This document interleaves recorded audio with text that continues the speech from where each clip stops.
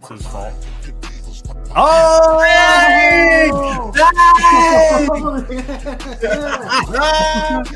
High fives all the way around. Ooh, off to a good start. All right. Riding with the Eagles, soaring through the sky. Midweek warriors, stats never shy. Immaculate. I don't hate Santana Moss, right? Like, he had to have made a Pro Bowl at some point. There's no way he played for 13 years and never made one. Star-studded ground divided by the teams, but the bond profound. Wednesday, wisdom dropping gems. We glow, we glow, we glow. Grid around minds every step. That's such a hard intro, dude. Yeah, that song was crazy. More of those, dude.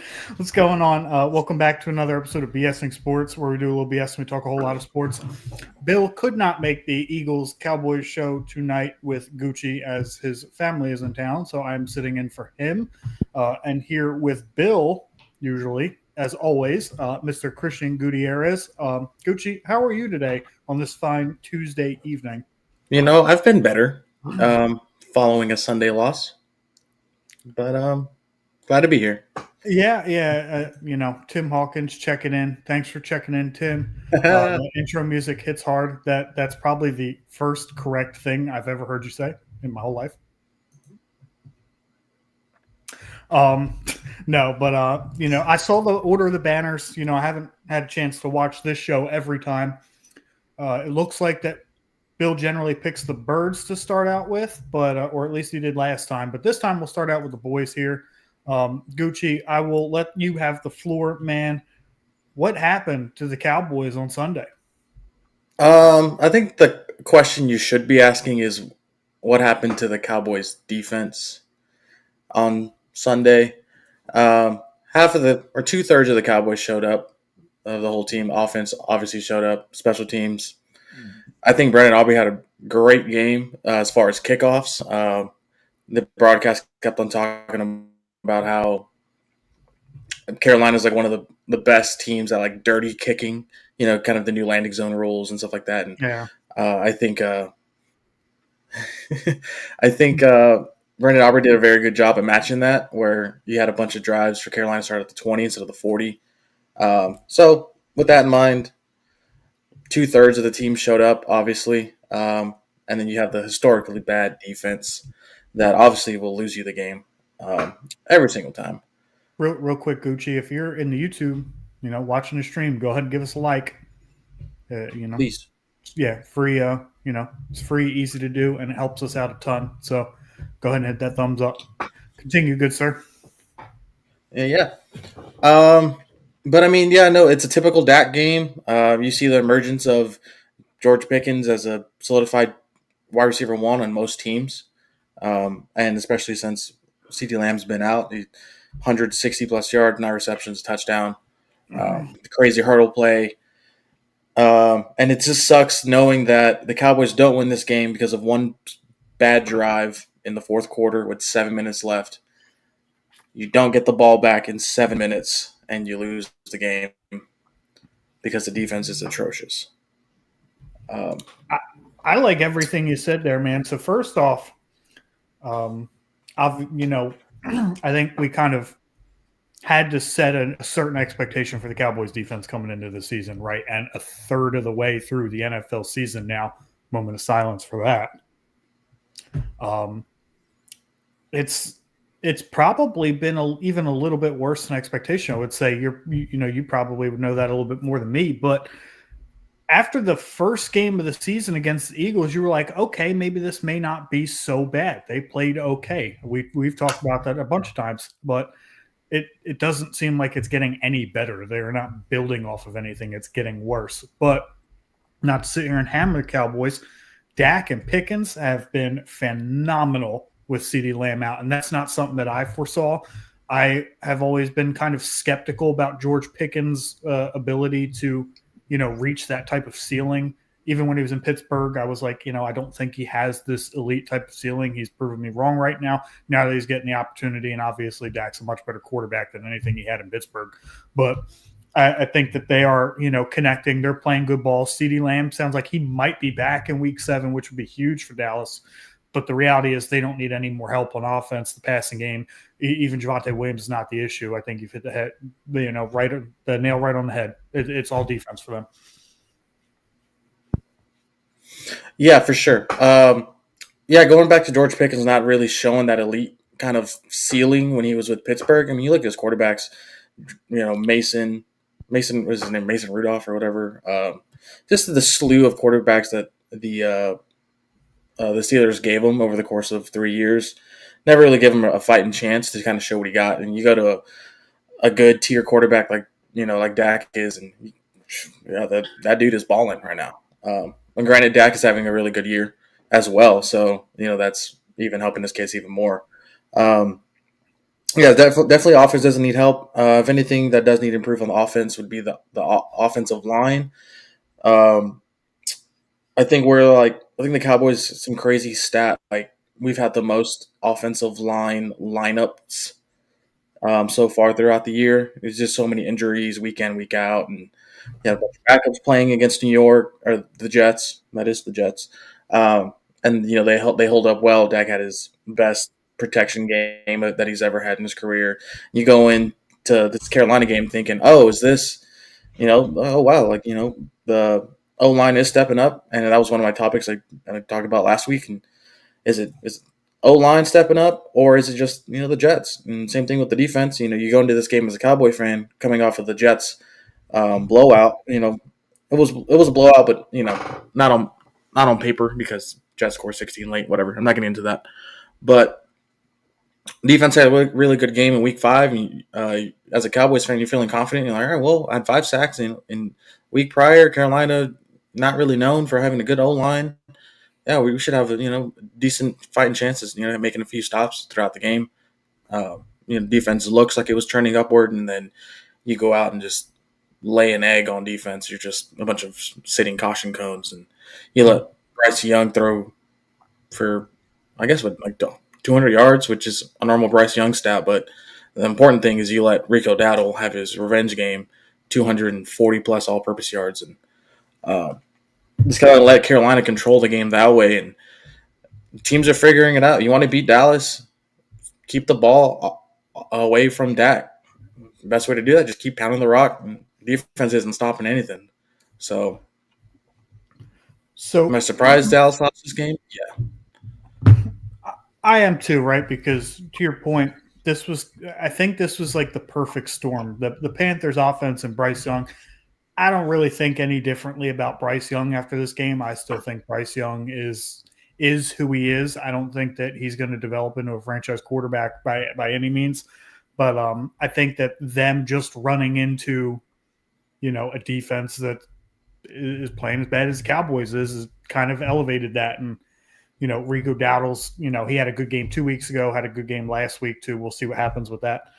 I have a follow-up question for you. So what are your realistic expectations for the Cowboys moving forward? Now that, we're 33% of the way done the season, we've kind of seen, a little bit of, the ceiling and a little bit of the floor of the teams. Like, what are your expectations moving forward? Do you think that this is a team that can still get into the wild card hunt?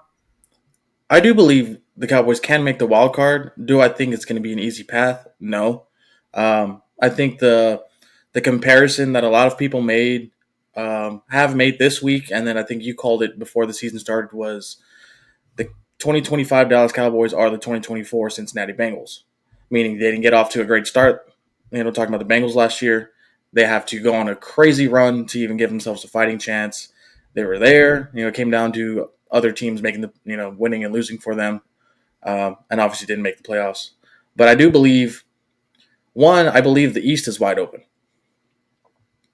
After this past week, last night, Commanders lost, Eagles lost. I think the East is still open. We'll talk about the NFC East as a whole. Yeah. Here in a second, after we talk about the Birds. I've got that on the docket as well. But if I'm being honest, and take whatever lens you want to see this through, I think the Cowboys are a long shot at this point, and I say that because they've already played the easiest part of their schedule. They still have to play the Commanders twice. They have to go to Denver. They have to play the Chiefs. They have to go to Detroit. And then they play the Chargers as well. And, the Vikings aren't a bad football team either. They have to play the Vikings too. It is, I'm not saying it's impossible, right? There's only one team in NFL history that has ever won every single regular season game. So anybody's beatable on any given day. But that is about as uphill a battle as it's going to get, already starting down 2-3-1. And it could come down to a scenario where that tie really screws them. When you're a team like the Packers and you're staring down versus a team like the Cowboys staring up, that tie does two different things for you. And I don't personally see it with the way the defense is played. I think that there needs to be a major turnaround on that side of the ball. We watched the Bengals last year just miss the playoffs, putting up elite numbers on offense. Defense does win championships. As much as we love offense in football, defense does win you football games. And that is my concern, is that they're going to run into a Chiefs team that now all of a sudden has gotten really hot. The Lions, who are the Lions, they've got the Chargers, they've got all these teams still to play. It's going to be tough. It's going to be a real uphill battle for them. I mean, they do have some other games there. They got the Raiders. They play the Giants, but I think, they're going to be fighting. They're going to be fighting for 8-1. I don't hate that take, and that's something I should be upset about. That doesn't get me going. It's very much a real possibility. That's more of a possibility than the Cowboys making playoffs at this point. Yeah, I agree. Do I think the Cowboys can make the playoffs? Yes. Yeah. You noted there's upcoming schedule. Yeah. They have the. Hey, what's up, Bolton? How's it going, buddy? Talking about how bad the Cowboys defense is. You noted their schedule. Speaking of which, the Cowboys play the Cardinals in a few weeks too. Yeah, that's an auto win, but yeah, their schedule. You noted, the Chiefs now, they look like they're making strides again. The Lions, they've dropped a couple now. I think they're 4-2. Teams are figuring out how to beat this year's Lions. Commanders just got beat by the Bears. In a game that looked like Jaden Daniels wasn't that great for me to say. We got the Giants one more time.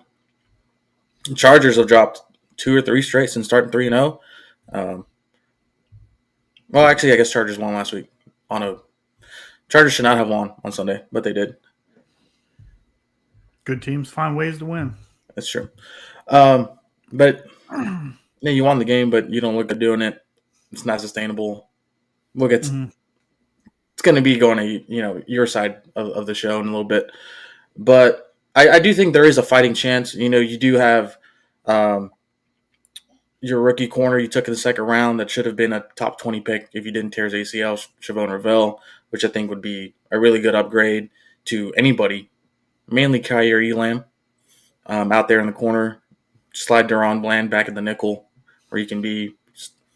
And you also have DeMarvion Overshown coming back as your Mike linebacker. And that in itself is the biggest upgrade the Cowboys can use right now, is getting Jack Sanborn and what's that dude's name? I'm blanking on his name. Middle linebacker playing for us right now. Kenneth Murray. Yep. Kenneth Murray has got to be the worst linebacker in linebacker history. You know what? I loved Kenneth Murray when he was in Oklahoma, and I was like, this dude's going to be a star. And everywhere he's gone, he's just been terrible. Yeah, and I think he was the integral part of us losing that game, specifically on that 4th and 4, he flat-footed and then was this close to tipping the pass. He was just late. Yeah. So if you look at that play, you have Hunter Renfrow, 4th and 4, nobody over him. You have Deron Bland 8 yards on top of him, giving him the space, and it's Eberflus baiting that out. That's what you want to do. You've seen a couple teams already do that this year, and it work out for them on defense. So Eberflus is like, hey, I'm going to bait this slant out. Like, they only need 4 yards. Problem is, Kenneth Murray lines up on the left side of the ball when the ball is going right and takes a step in the wrong direction before realizing, oh shit, this is going right. So that's where you miss it by 6 inches. You're from tipping it, and that's that half step in the wrong direction you take. That's that lining up on the wrong side of the ball. And just his inability to process what is going on at all times is detrimental to his defense. And ultimately, that is the deciding factor of what loses the game when it's 4th and 4. Granted, you don't really expect to not get the ball back when you give up the ball with 7 minutes to play. But I knew as soon as that 4th and 4 happened, the game was over. I think there was maybe 4 minutes left in the game, maybe 3. It's kind of over at that point. Like 3 and change. Yeah. So I think DeMarvion Overshown coming back is going to be a huge, huge upgrade for that part of the game, which it may seem like a intricate part of the game on defense where, you just have a linebacker that doesn't know how to line up or read a defense. But, man, if you have a linebacker that's faster, smarter, stronger, can tackle, and that is something you no longer have to worry about, and that 4th and 4 play gets broken up, possibly intercepted. List goes on and on, but I'm excited to get DeMarvion Overshown back. He also is a really good blitzing linebacker as well when they send him off the edge. For those that don't feel like a middle linebacker is important, please watch the 49ers defense the rest of the season and tell me how they look compared to how they started the season. Mm-hmm. We'll jump topics here. We're about 16 minutes in. Switch over to the bird side where I'll go ahead and start. This was common. You talked about winning unsustainably. The Eagles have won quite a few games very unsustainably. And everything, the fourth quarter against the Broncos game and then the second half of this game, this was coming all year. You could kind of feel this. You could watch the Eagles play and say, something doesn't seem right. Something is off. They're playing one half of football and getting away, albeit beating, some of like the cream of the crop of the NFL, but something just was not added up. And this was a long time coming. And they have got to find ways to adjust at the halftime. They've got to find ways to either adjust the game plan in the beginning of the game to start out hot, as well as make necessary adjustments going into the second half. And I feel like what I see from the Eagles a lot with the new offensive coordinator, Kevin Patullo, is that there's a lot of unnecessary adjustments. It's almost like, hey, this is working for us. They're going to come out and try and stop this, so we're going to do this instead. And then it's just, it doesn't work for the Eagles. You'll see a lot of the same plays over and over again. You see a lot of the same routes over and over again. There's zero creativity at certain points in the offense. They become very predictable.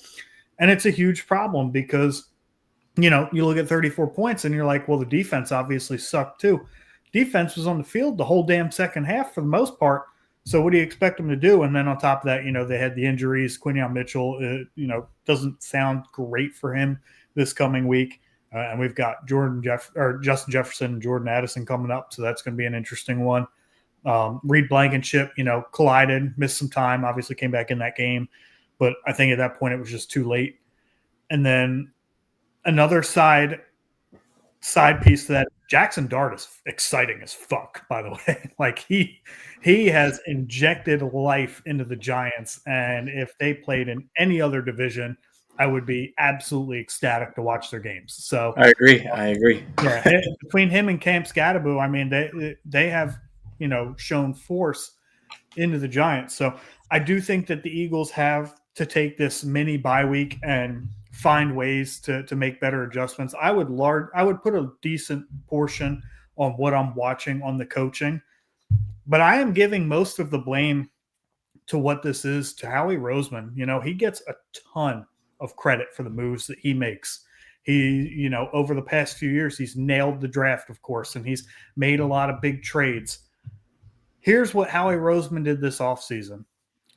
Darius Slay walked, didn't replace him.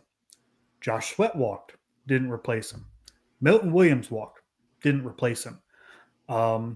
Those are probably the biggest weaknesses on the Eagles right now, is the fact that they cannot rush the passer, and the cornerback too on this team is the worst worst cornerback in football. I mean, collectively as a position group, the cornerback 2 versus any other cornerback 2 on any other roster is got to be the worst in football.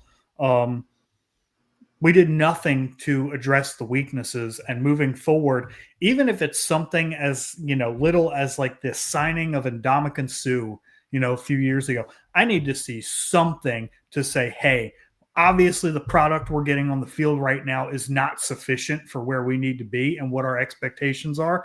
I need to see some changes here. So I would like to see, maybe a smaller depth piece added on the offensive line, but I really want to see a pass rusher added. We need to get pressure on the quarterback. Zach Bond leads the team in sacks. He's tied with 2 other players with 2 sacks through 6 games. It's a terrible stat. It's just not good. Second round pick Andrew Makuba, the safety, just he hasn't done it. He's been terrible.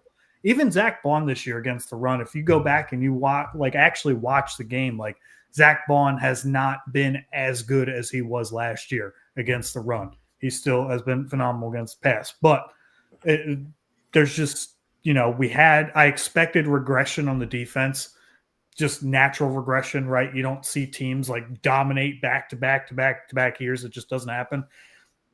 But this is basically the perfect storm of natural regression and all the players we lost not being correctly backfilled. And at this point in time, I'm now looking at Howie Roseman and saying, what are you going to do about it?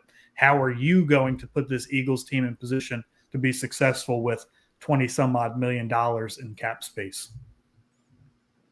Yeah.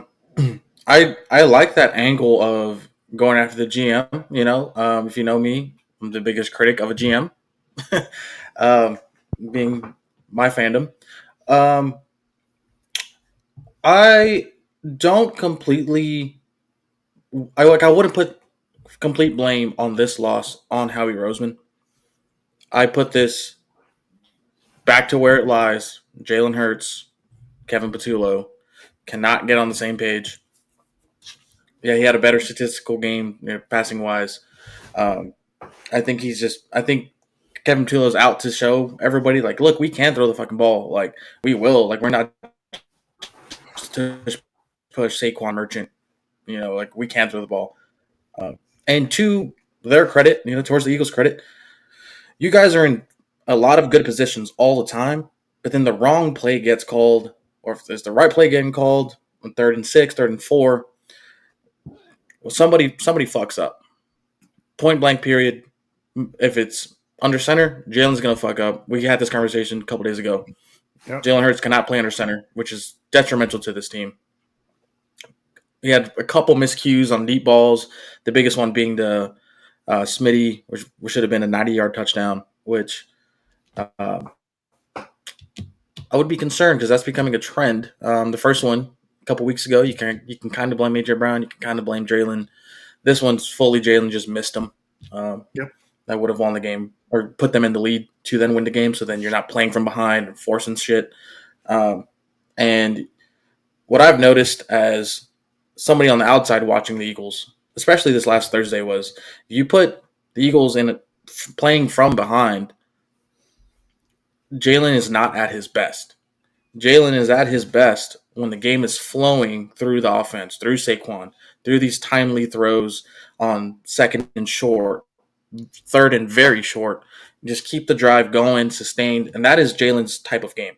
You get him playing from behind where he's got to throw the ball. He's got to have it. He's not. He's just not going to perform more times than not.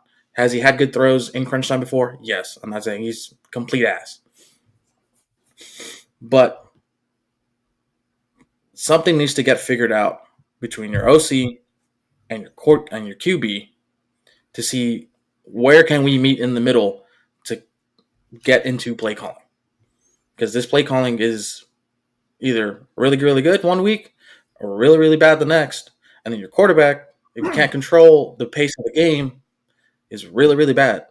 So you have to be put into position to control that game from the jump. I wouldn't even say it's bad week to week. It's bad half to half. I mean, Jalen Hurts, let's think, Jalen Hurts had some bad plays, especially in the second half of the Giants game. Jalen Hurts was 11 for 12 in the first half. I mean, he cooked the Giants defense.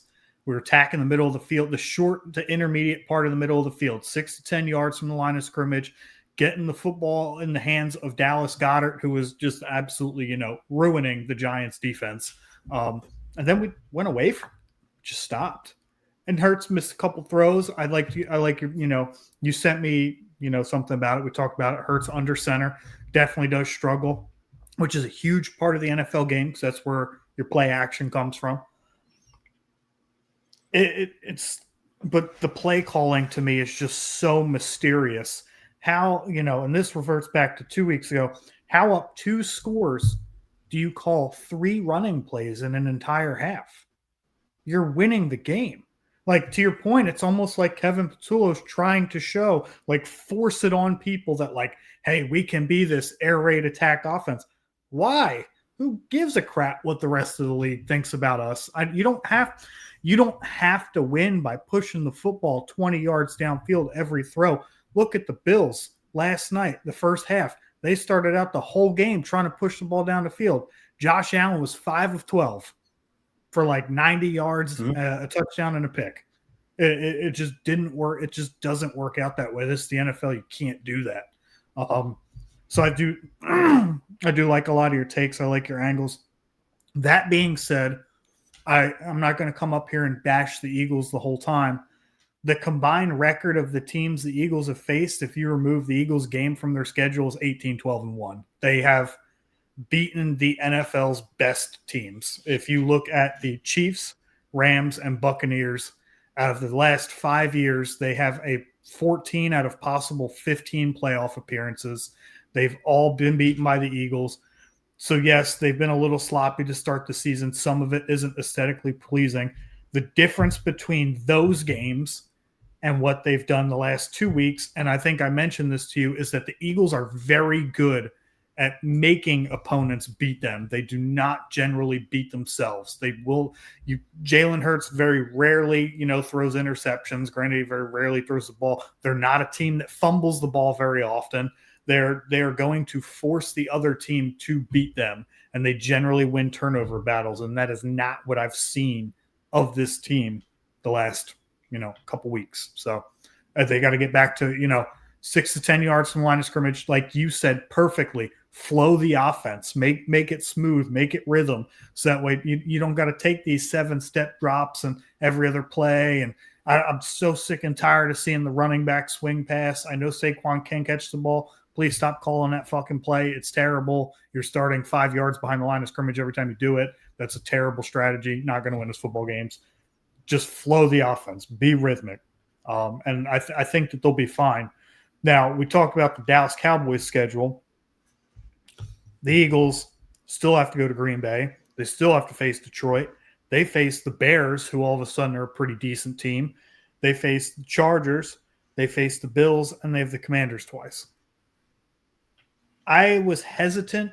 Their line coming into the year was 11.5 wins, and I didn't like the over on that. I said I have them at 11-6. I am going to put something out here, and this will perfectly segue into our last topic, the NFC East outlook. I called my dad at the start of the season, and I told him something. I said that the Eagles are going to be the only team in the NFC East to finish above 500. I would have said that even if the Commanders had beaten the Bears yesterday. Why do I say that? Because the Eagles are the most talented roster in the NFL, or not the NFL, excuse me, in the NFC East. Yes, there's questions about the coaching. There's questions about some of the things Jalen Hurts can do when playing from behind, but they're not a team that plays from behind very often. Let's flash back to 2023. The Commanders are terrible. They get the 2nd overall pick in the draft. They draft Jaden Daniels, comes in, lights the world on fire with a 4th-place schedule. Now the Commanders, finishing 2nd in the NFC East last year, have to play a 2nd-place schedule where they play the 2nd-best team in every NFC division. They play the NFC North and the AFC West. That team is not built quite yet to sustain that kind of schedule. They are not built to go toe-to-toe week after week with the NFL's best teams. I had them at 8-9. I think that they just missed. You see a little bit of regression from Jaden Daniels already, just a little bit of a sophomore slump. There is a very long historic data, I'm sure Bolton can probably attest to this. Cliff Kingsbury in year 2, year 3, year 4, wherever he is at, there are clear signs of regression the longer he stays in one place. And I feel like we're, somewhat seeing that a little bit with the Commanders offense. I still think the Eagles are the only team in the NFC East that finishes above 500. They'll be the first division repeat winners, in what's that, 2 decades. But 20 years. If you had to ask me today, it's probably 10-7.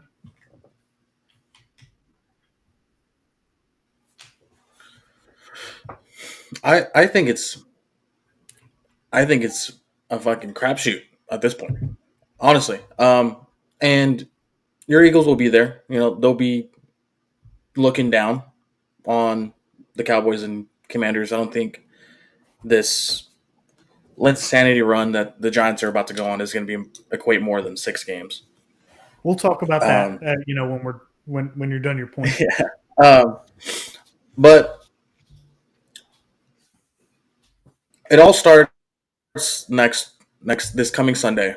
Cowboys play the Commanders, and whoever wins this game takes sole possession of second in the East. And at that point, they're not far off from the Eagles. Who knows? Eagles might lose. Like week to week, and this is something I've been noticing just watching the NFL this year, and I hope other people notice it as well. Is there's a lot of parity in the NFL this year. Teams that are normally really good aren't as good. They're not as dominant as people projected. I mean, you look at the MVP ladder. Who would have thought Daniel Jones would be there? Who would have thought Baker was going to be there? Who would have thought all these teams that people counted out were going to be there? San Fran looks like they're about to just get worse with the subtraction of Fred Warner, which sucks because that San Fran team was pulling wins out of their asses. Ravens, there you go. Ravens 1-5. Bengals nowhere close. Joe Burrow goes down super early and just gets worse. The Bills are behind. The Bills are second in their division behind the Patriots. The Patriots, right? And not to toot my own horn or anything, but I took the over on the Patriots win total at 7.5, and everybody fucking clowned on me. I'm already more than halfway there. So I digress. But there's so much parity and there's so much inconsistency generally from, say, 30 out of 32 teams this year, is that it's basically anyone's division in between us two and the Commanders. Now that does start with this upcoming Sunday at 3:25 p.m. Central Time. Cowboys versus Commanders. Whoever wins that game is going to have the momentum. It starts at 12 p.m. because the Eagles play at 1. And if the Eagles win that game, it's not. I mean, what do y'all play? Y'all play.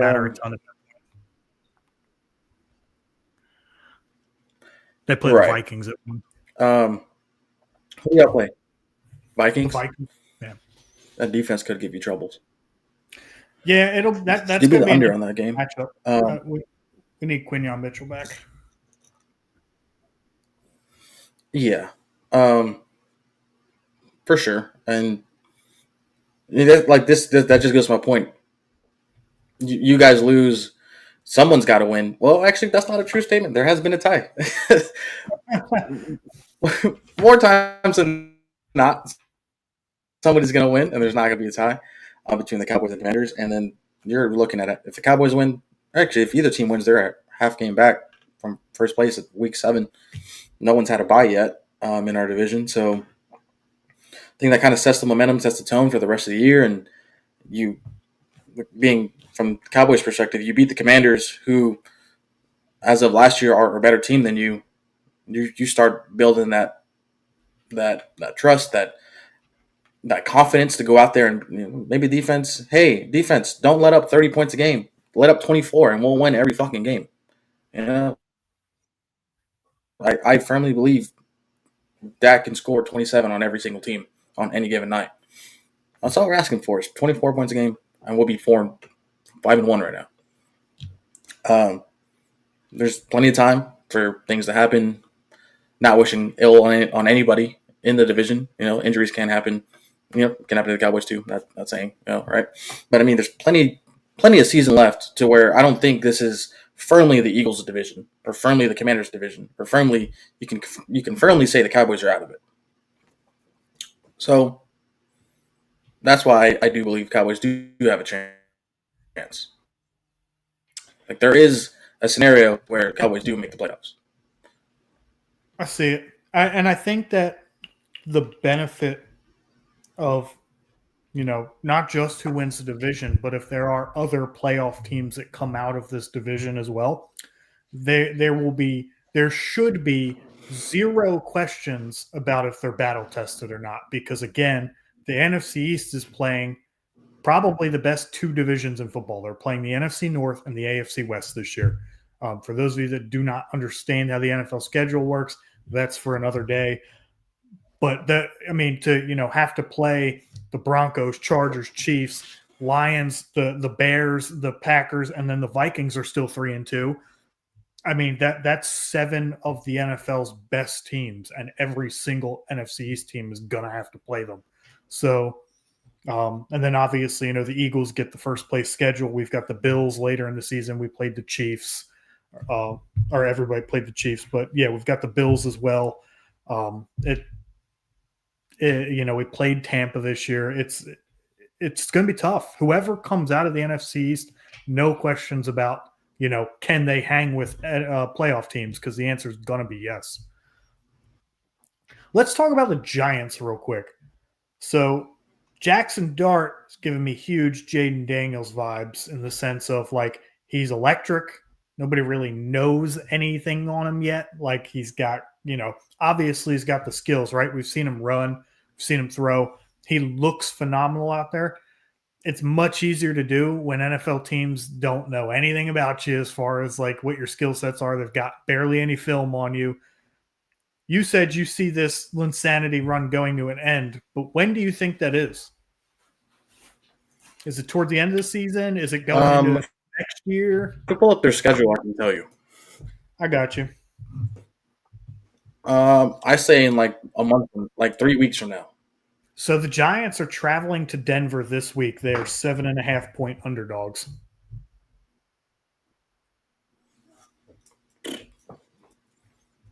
And then the Giants play the Eagles again. Then they play the 49ers, the Bears, the Pack. So they go on a run of they go through their gauntlet. Niners, Bears, Packers, Lions, Patriots, Commanders, Vikings. The next team that is below 500 today that they play is the Raiders in Week 17.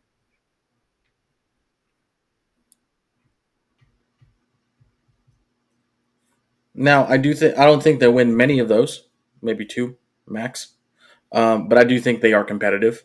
You compared him to Jaden Daniels last year. I think the duo of Jackson Dart and Cam Scatterbo kind of reminds me a little bit of rookie Dak and rookie Zeke, where nobody knew who Dak was. 4th round pick out of Mississippi State. No one's tracking him. What's that? I said Mississippi State. Yeah. So like no one's tracking him. No one's tracking. I mean, people knew. I think a lot more people knew Jackson Dart coming out of Ole Miss more than people knew Dak coming out of Mississippi State. But to that same tune of, hey, super mobile, super young, can throw the ball when needed, and you have just a wrecking ball, like a fearless wrecking ball of a running back that is going to have the greatest 4-year run that we've ever seen. This is going to be the most electric 4-year run before it all hits him. It's going to be 2 years. Giving him the benefit of the doubt. Incoming. Peyton Hill. Yeah, he's speed running CTE is what everyone's calling it. But I do think they're going to be competitive.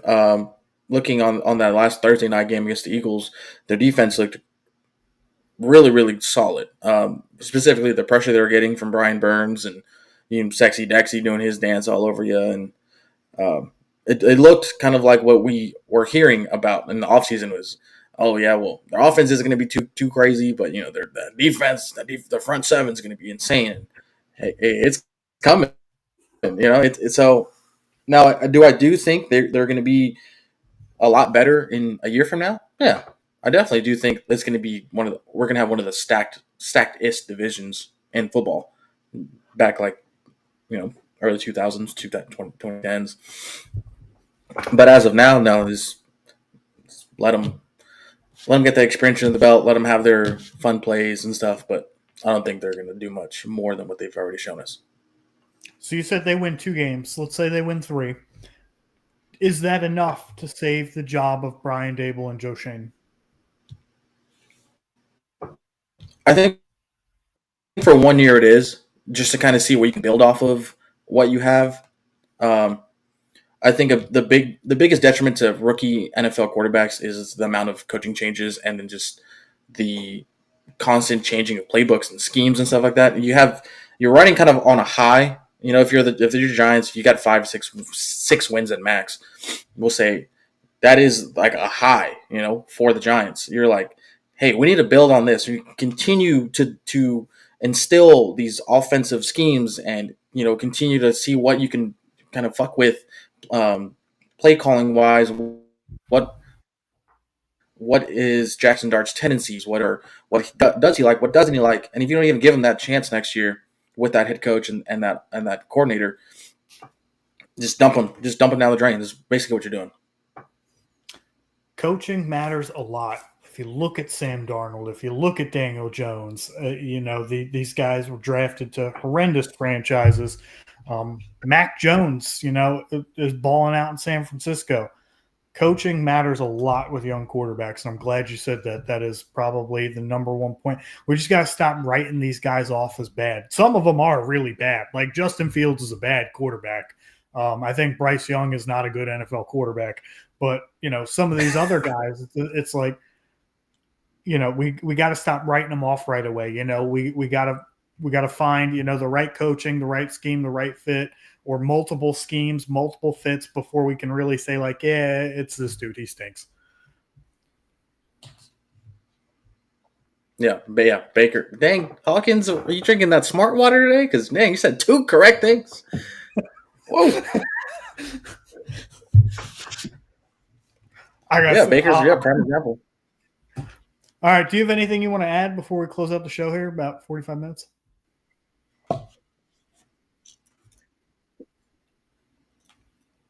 I don't have anything nice to say, so I won't say it. This week's big. What about you? This week's big for every team here. Obviously more so for the Cowboys and the Commanders because they play each other, and that's huge. But hopefully the Eagles get it done this week and make it mean a whole lot less no matter who wins. So that'll be it here at BSing Sports. Thank you, Gucci, again. Pleasure to have you on as always. Bill will be back next week, so you guys will do great things. Hopefully we're, a little bit more positive for somebody on the stream. We can't all be losing and tying and doing that shit again this week. Thank you for tuning in to BSing Sports. Here where we do a little BS and we talk a whole lot of sports. Have a good night.